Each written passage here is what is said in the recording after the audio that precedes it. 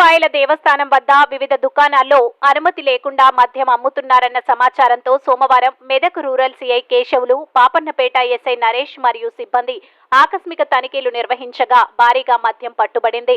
అదేవిధంగా చిత్రాయల్ ఏనే వద్ద 2 దుకాణాల్లోనూ ఆకస్మిక తనిఖీలు చేపట్టగా అక్కడ కూడా మద్యం పట్టుబడినట్లు పోలీసులు వెల్లడించారు.